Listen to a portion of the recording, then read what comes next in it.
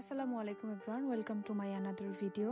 একটা কথা আছে, কথাটা কঠিন হলেও সত্যি। মানুষ তেলে মাথায় তেল দেয়। যার সব আছে তার কাছে সবাই আছে, যার কিছু নেই তার কাছে কেউ নেই। এটি পৃথিবীর একটি নির্মম সত্যি, বিশ্বাস করলেও না করলেও। তাই সবকিছু ভালো পেতে হলে সবার আগে নিজেকে ভালো করো। যার সফলতা নেই, সামাজিক অবস্থানও নেই, আর এমন মানুষকে আপন মানুষও আঘাত দিয়ে কথা বলে। আসলে যার যন্ত্রণা সেই বোঝে। কারো প্রায়োরিটি লিস্টে না থাকা, অবহেলা নিয়ে বোঝানো তুমি কতটা অযোগ্য, কতটা অবহেলা, সবগুলো ওই সব তথাকথিত নিজের মানুষগুলোই তোমাকে বুঝিয়ে দিবে। আসলে নিজের মানুষরাই কষ্ট দেয়। আমাদের নিজেদের একটু ভুলের কারণে দূর থেকে এসেও এরা কষ্টের বোঝা। তাই এই সুযোগটি কাউকে দিও না যে তোমাকে ফাঁপা বলের মতো একবার এদিকে আরেকবার ওদিকে দিয়ে মারবে। তোমার জন্মদিন কেউ মনে রাখে না, তোমার ভালোবাসার চিঠি নদীর জলে ভেসে যায়। তোমায় ঘিরে কেউ ভিড় বাড়ায় না, তোমার কষ্ট ভাগ করে নেওয়ার কেউ নেই। এই সবকিছুর মানে তুমি নিজেকে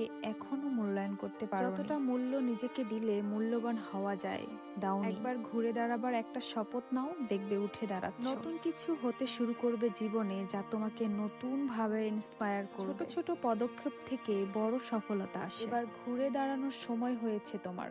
মানুষ চাইলে কি না পারে। দেখো, এক টুকরো লোহাও জলে ভাসে না, কিন্তু একটা বিশাল বড় জাহাজকে মানুষই জলে ভাসিয়ে রেখেছে। তাই এক এক করে সব অপমানের যোগ্য জবাব দিতে প্রস্তুত হও। এক এক করে সব অবহেলাকে আদরে পরিণত করার জন্য তৈরি হও। আর এই সব কিছু জাস্ট তুমি চাইলেই পারো। পুরো পৃথিবীর কাছে একটাই তোমার মতো আর কেউ কোথাও নেই। সেরা হওয়ার জন্য তুমি একলাই যথেষ্ট। আমাদের জীবনে আভিজাত্যের চেয়ে প্রয়োজনটাই বড় হয়ে দাঁড়ায়। শুরুর হাসিটা শেষের দিকে গিয়ে দীর্ঘশ্বাসের রূপ নেয়। তবু আমরা বাইরের মানুষের কাছে হাসি মুখে থাকি। এই লড়াকু জীবন আমাদের শেখায় কিভাবে অল্পতে তুষ্ট থাকতে হয় এবং কিভাবে সীমাবদ্ধতার মাঝেও আনন্দ খুঁজে নিতে হয়। আমরা বড় কোনো প্রাসাদের স্বপ্ন দেখি না, শুধু চাই মাস শেষে আপনজনদের মুখে এক চিলতে হাসি। এই সংগ্রামই আমাদের প্রকৃত মানুষ হিসেবে গড়ে তোলে। আজ হয়তো আপনার পকেট শূন্য, কিন্তু আপনার যে সৎ মনোবল আছে তা পৃথিবীর যে কোনো সম্পদের চেয়ে মূল্যবান। ধৈর্য ধরুন,